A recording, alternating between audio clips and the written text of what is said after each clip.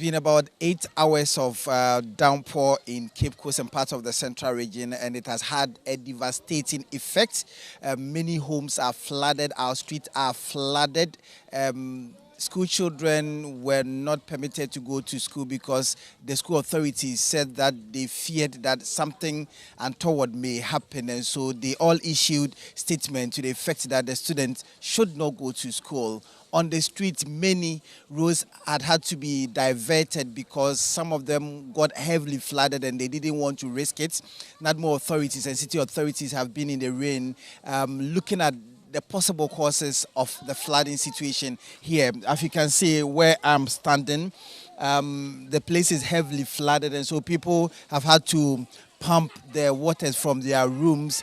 Even at the Cape Coast Teaching Hospital, the COVID-19 treatment center got flooded, and so the patient there had to be taken to the holding bay for continuous treatment. And so it's been a very, very sad day for the people here in Cape Coast, and as we speak, the waters appear to be receding, but we also see signs of the rains coming back again, and speak with some of the people around. So the new building over there has choked the access for the water to flow. So due to that, the new building blocked the flow to go.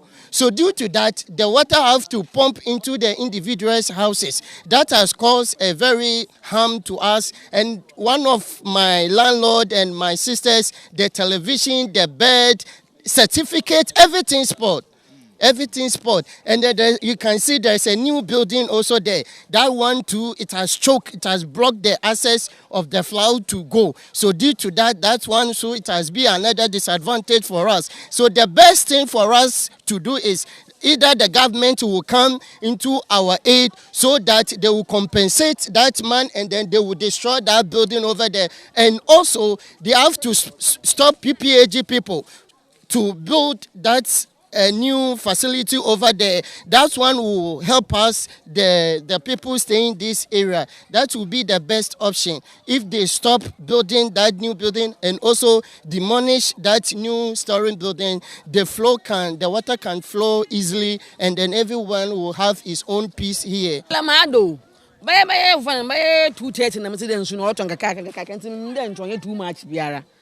All of us said push me there bomba. I know soon I be dem ho. Nti so wa say obia nyina ye areas wa say bia nyama. Obia nyama say we area ha. Hwenhwala nkofo wa sesaw. Hwenkwofo ala mu dem ho. Sa me nkofo ba ya ro ho. Papa ye ogi ne hoyi. Ni dem obia la. Nti so wa mama no papa because this year I am more. Ya am more brother. Ya go.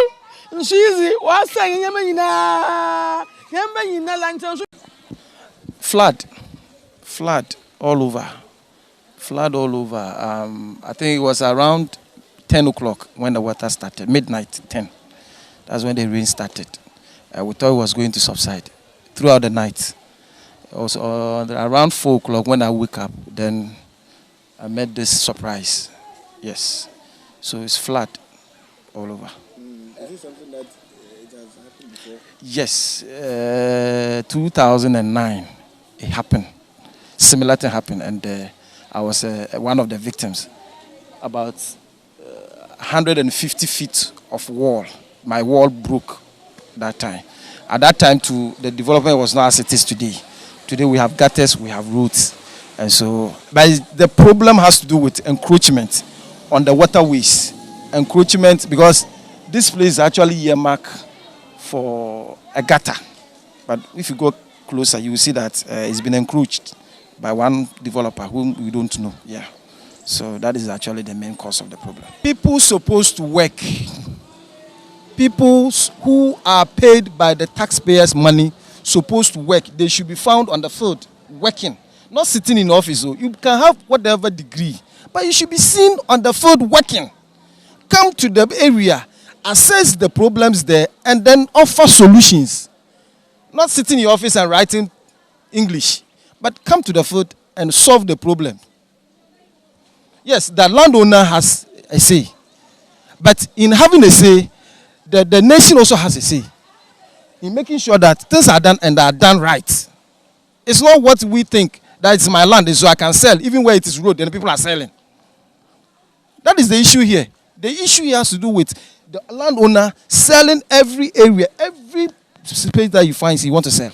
Every space that you want to find, you want to sell. And so he has sold all, including the waterways. The only thing that can help us, not here only, but the whole Ghana, what we have to make sure that where there is a waterlogged place, they don't sell the land to people. We should think for the future, not right now. There are some people, land owners, they just because of what they will get to solve their problem just right now, they sell the land to people, and it will create problem for the next future people.